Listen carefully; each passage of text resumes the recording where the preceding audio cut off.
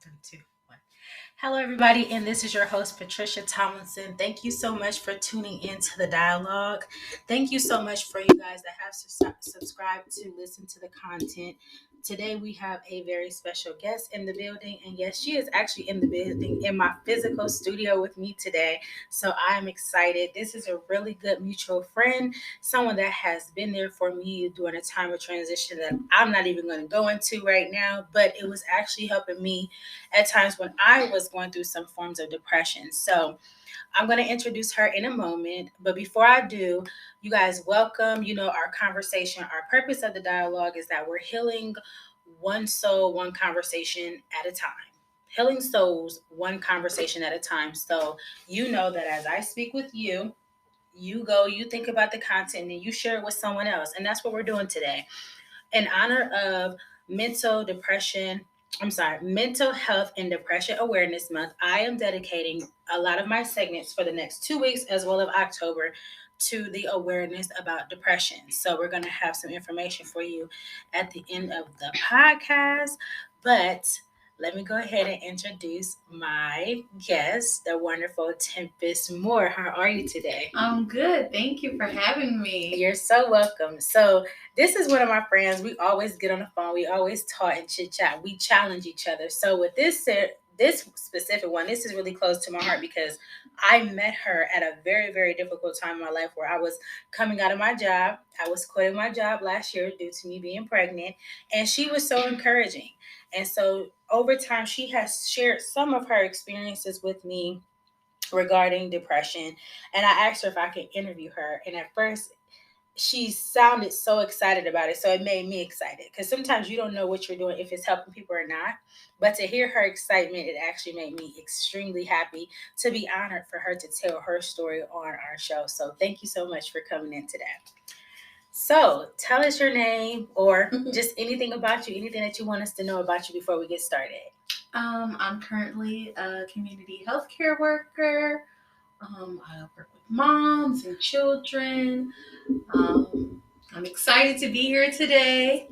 I have some experience with depression within myself, family, friends. So I'm really excited to be with you. So thank you. You're welcome.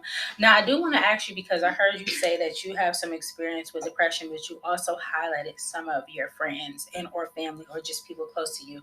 Do you think that depression goes unseen or uncensored? Do you think that when people are around you, unless they absolutely say that they're battling with depression, that is something that you can see, or do you oftentimes think that it's hidden?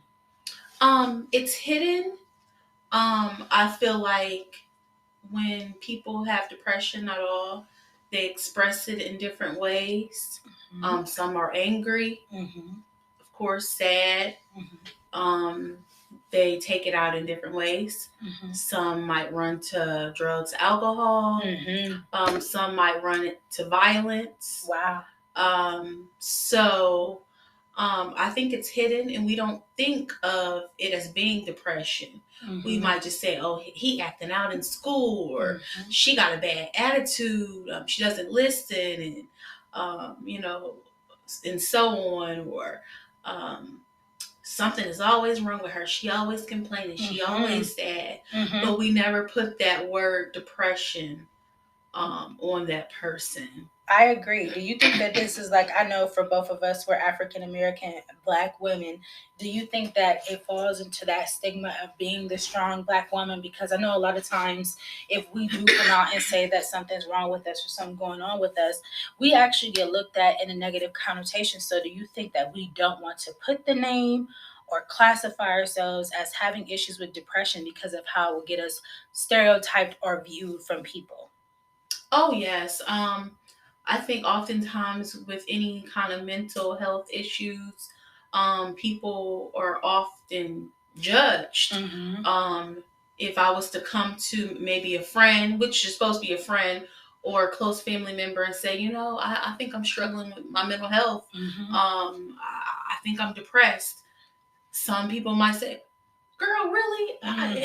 You ain't depressed. Like, you just, So I think that we're human, and people expect us to be perfect. And that's not the case. Right. No one's perfect. Exactly. And I agree with you. I think there is no room for humanity to be yourself, your authentic self. And I think there are times when you're going through depression. And I think there are times where different situations come on. That's why I'm highlighting different people as to how they dealt with depression at different intervals in their life. I'm going to go ahead, for those of you that don't know, I'm going to give the clinical definition for depression. And it says, a mental health disorder characterized by persistently depressed mood, loss of interest in activities, causing significant impairment in daily life. It says possible causes include a combination of biological, psychological, social sources of distress. That can be social media in itself. Increasingly, research suggests that factors may cause changes in brain functions, including altered activity of certain neural circuits in the brain. With me piggybacking off of that, other words, it can be melancholy, misery, sadness, unhappiness, sorrow. I also put woe. When you think about depression, when you were going through, I say it's like a dark phase. Was anybody else able to see? Could anybody tell? Was anybody alarmed?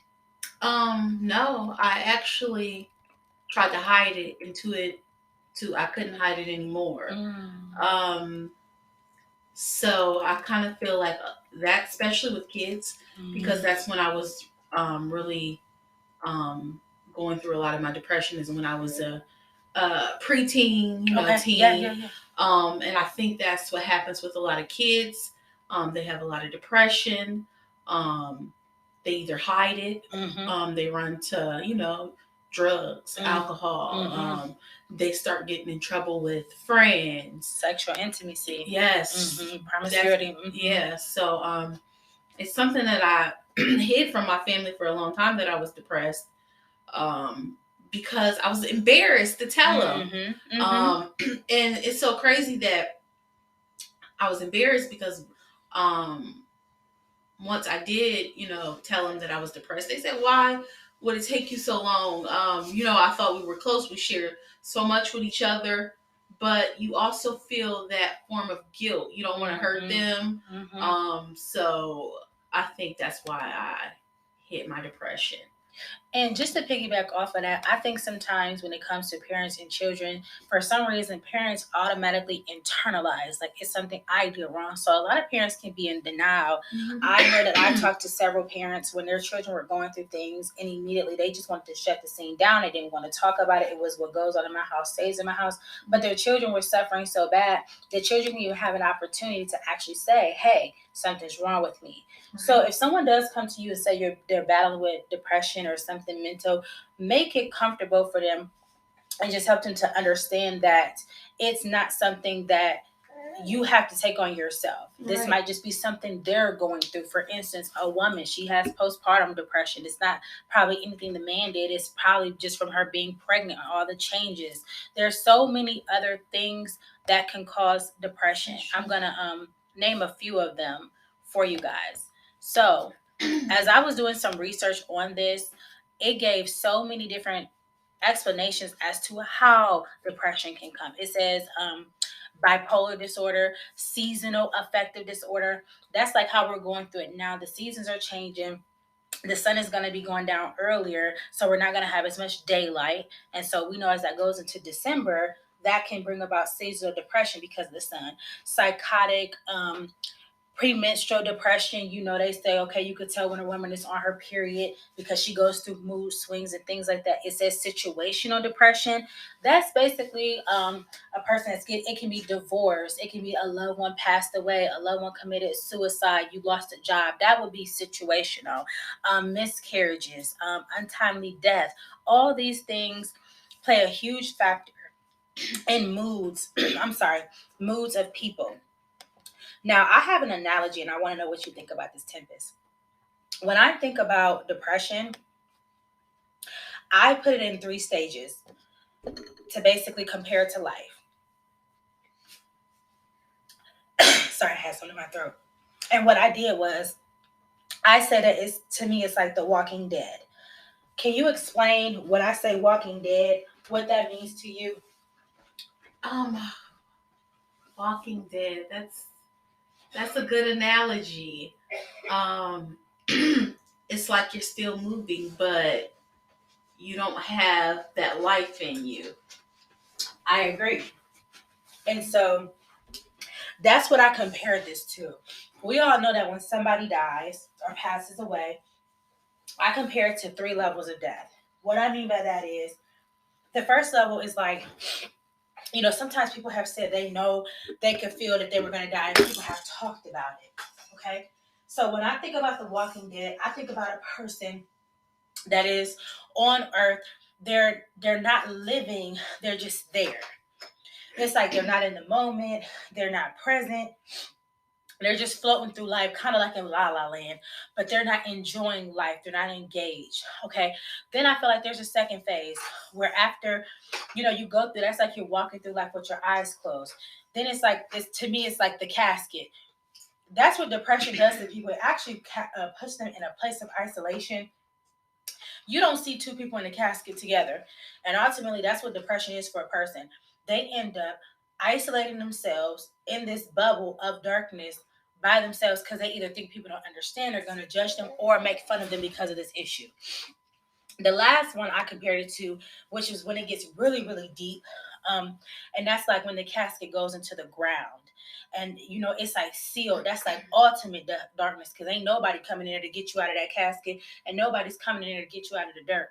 And so there are phases to depression. You could have a situation where you lose your job or quit your job, as what I just did. I only went through my depression for a couple days. I would say that's just like, oh, well, my eyes were shut and it was just dark. Okay. But sometimes there are deeper levels of depression. Sometimes it can last for 2 months, 6 months. It can be your whole life. Sometimes you feel like you've been battling with depression your entire life. Depression to me is just like a state of grave darkness. No light. You can't see your way through. You don't understand life. You don't know what's going on. You don't know which way to go. I think that also can lead to depression. Like if you have a relationship you're not sure about, a job you're not sure about, if you don't know your purpose or what you should be doing, and ultimately your relationship with God or lack thereof also plays a huge factor in depression. So we talked about the analogy. When you were going through this, did faith play a role in your depression as far as you coming out? Oh yeah. I would say I started to actually when I actually went into the hospital for my depression. Oh, really? Okay. And a lady at the hospital prayed for me. Wow. Yes, don't make me tear up. Oh my goodness. But she prayed for me. After I got out the hospital, I started reading my Bible. Mm-hmm. And I started to feel better. You know, reading scripture and just educating myself. And I started to feel better. I remember one time my mom was walking past the door. She said, "Are you okay?" Because I was reading the Bible. And she knew like something might be wrong because she went to the Bible. Like, wow. Was your mom a believer? Oh yeah. So wow. Faith paid a big role. I would say it still does. Were you saved at the time when you were going through depression? No. Okay. But I will put this disclaimer on there. You can be saved and still go through depression. Mm-hmm. Because depression, what it is, it's just darkness. And so I believe that faith played a huge part in my continual deliverance from depression. I feel like I go through depression if there's something that I know, something I'm trying to get to, someone I'm trying to get out of my life, things like that. When it's just darkness, it's just the unknown, and it could sometimes can create fear, and fear will also cause you to go into depression. It's a lot of the moods, but it's also the behavior associated with it, like alienating yourself, isolating yourself from people, and then you don't want to do any activities, you don't want to have any fun, you basically don't want to live. And the reason why I think this is so important is because this podcast, this specific series was dedicated to 2 people, but it was inspired by one specific woman. Her name was, I believe, Raven Johnson. And she was a fitness, she was a young woman. She was into fitness. She had a huge following. She committed suicide. Exactly. She had been dating this man for 2 years, and in her text that they put on social media, she said, "Hey, I can't help it. I battled with this since before I met you." Um, and she just took her life. They did not detail how she took her life, but a lot of times depression is the darkness that leads up to suicide. Oh yeah. Because it can get so dark. Sometimes you think that's your only resort is to take yourself out because it's so dark. How you feel is so you just feel so alone. Sorry guys, of course my little baby is in here. Here you go. And to piggyback off the suicide, the majority of people that attempt suicide end up regretting it if they survive. So yeah, I think we just need to get more resources out there. We need these uh, stories from people saying, "Hey, I've battled depression. I'm just like you. I come from where you come from. I look like you. I have the same kind of job as you. I make the same amount of money as you. I have kids too. I don't have kids. And I think that would really help people out. I agree with you. I think that if more people would come out, like now you're seeing a lot more celebrities. They're not necessarily coming out saying battling depression, but you can see so many of them are addicted to drugs. Yeah. The anomaly and the weird part about that is because they are in the limelight. Yes. So many people are speculating over their lives and want to know their lives and living their lives. But I am starting to see this depression creep up so fast. And this is like being proactive to catch it because we're going to go into November, we're going to go into December. Those are the holidays. For me and my daughter, we don't have family around us. So sometimes that can be dark. I remember there were times and seasons where I had to spend holidays by myself. I would call that holiday depression or anniversary depression, where someone has passed away or died. And every time their anniversary of when they passed away comes up, that person goes through depression. Some people learn how to celebrate it, but ultimately it's a grieving. It's a grieving that takes place.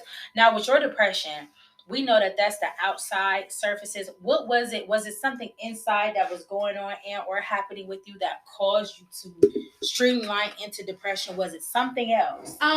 So we know growing up as teens, there's a lot of influence. We really care about what our peers think, and it could be the most outrageous thing, and we like really care about like what they think. So like just like self-esteem issues, appearance issues. So in high school, I mean, a lot of girls go through that, like Exactly. especially when this like how and like people like cracking on you, saying this like, oh look at her hair, and it's or look at her clothes, lack thereof. Yeah. So all that kind of stuff, and it's just like the most thinking back at it, like as an adult, it's like I let those issues get me that down. But as a teen, it's different. So of course it is, because as a teen, you don't know your own perception or your opinion of yourself, or how much you should value yourself. But this is ironic that you're saying this now, because social media has a lot of that bullying and acceptance rejection, and it's really bad because a lot of people, even Regina King's son, before he committed suicide, he said it in his post that social media was too dark for him. Yes. And that's so sad because this man has this wonderful mother, who is iconic with her acting. However, he commits suicide. So at the end of the day, did she wonder, was it an issue of my parenting? Did I spend too much time on the set? Was my son taken care of? And ultimately with depression, it's like you kind of know that something's wrong with you, but it sets in for so long. Me, I'm the type of person, even if I'm going through something, I go through things all the time. I still love to laugh and I still love to enjoy myself. So I'm always in a place of trying to come out of that mentality. Like on my previous podcast, it's called the death of depression. I talked about how when I was 16, when I went through depression, and when I tell you, I was like a little old lady. I would go to work. I would get off of work. I got off about 10 or 11. And on Saturdays, I would be so tired. I wasn't living. I would go home. I would tuck my curtains into the blinds to make sure there was no light. I would have some type of food or some type of snack, food, comfort. And then I would turn on Golden Girls at 14, 15 years old. Wow. But that also happened to me when I was 12. I went to go take care of my grandmother, and mentally and emotionally, nobody was really there for me to ask me was it okay or if I needed anything. So it was just me in the house taking care of this grown woman, not knowing if she was going to die or pass away. So do you think that depression is like a death to a person's self, who they are, what they like to do? Do you think it's them losing their self in that sense? Oh, I would say depression takes a lot out of you. It takes you cut off social time with your friends and family. Um you're not maybe outspoken as you would usually be. I mean, it's a death to your personality. Wow. Wow. I never thought about that.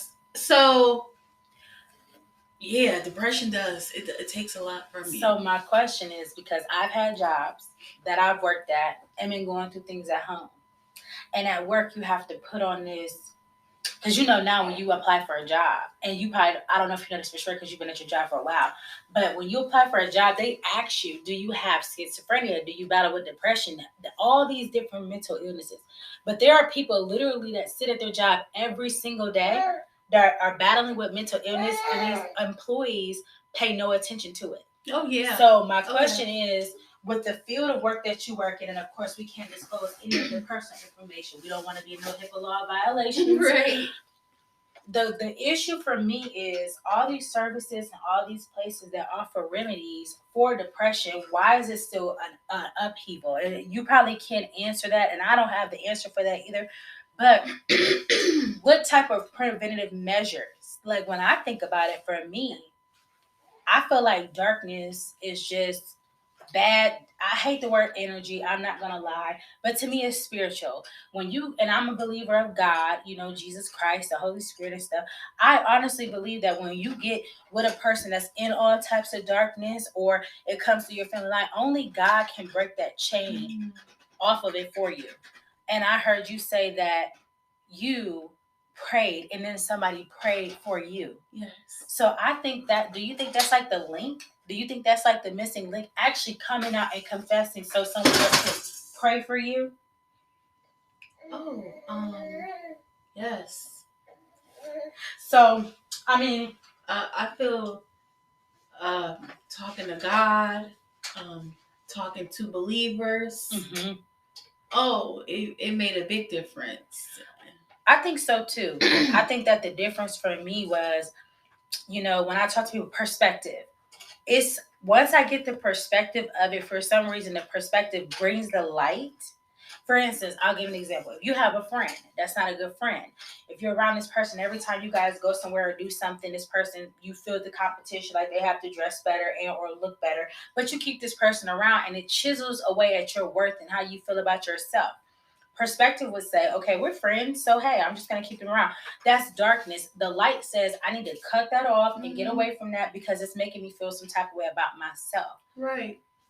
That is, self-preservation.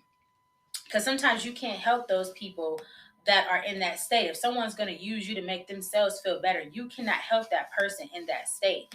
Yeah. You'll sacrifice and martyr yourself. Yeah. I feel like this segment was really important. I love the authenticity of it. And what we're gonna do now, I'm gonna ask you: Do you have any recommendations that you want to give to the people? So I feel like find a support system. Get the help. I know it's hard, and it's so easy for me to say, but you have to make that leap. But yes, a support system. There is a lot of community resources that help with mental health issues. Counseling. It's always good to vent to talk to people. Don't hold your feelings in. And sometimes you do have to cut ties with people. I feel like some people can make you depressed. We always think environment or certain situations in our life is causing depression, besides like being some kind of chemical imbalance. Besides that, we have like factors. And sometimes they are people. Exactly. Even if they're family, you have to do what's right for you. Exactly. And I totally agree with that. I think that sometimes people can send you in such of an identity crisis. You think your identity is what they think and feel about you. I also believe that you can take that on. What I do now is I pay attention to how I feel about me around people. If I was okay and then my interaction with this person made me feel a certain type of way, I am what you would call an empath. I can feel my way through things and I'm like, okay, this is awkward. But me, I always want to make people cheerful and happy, so I'll just stay around, okay? But the thing is, we have a couple more minutes for this segment. So what I want to do, thank you so much, Tempestt, for coming on. I think this conversation was so important. I'm going to keep highlighting depression. On top of that, in October, I am going to be coming out with a class for people to take where it's going to give them information about combating depression, battling with depression. Because a lot of people are not going to go to counseling, but they still need resources at home. I am going to give the national helpline is SAMHSA, which is SAMHSA.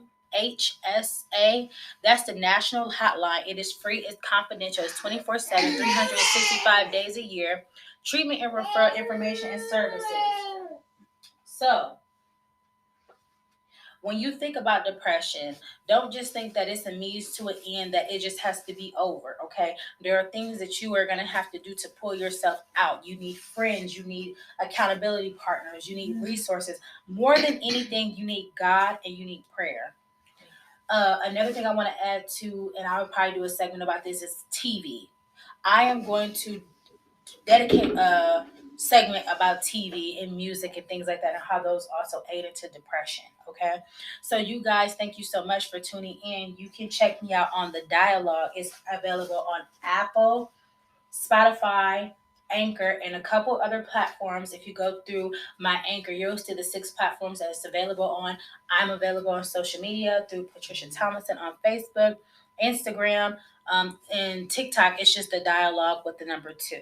So we will be back with more content and information. Thank you guys so much for tuning in. My daughter was with us during this segment, so if you heard her in the background playing, just excuse that. She loves to hear. She loves to be heard. So thank you so much, you guys. You have a wonderful day. Stay tuned, and we'll be back with more episodes.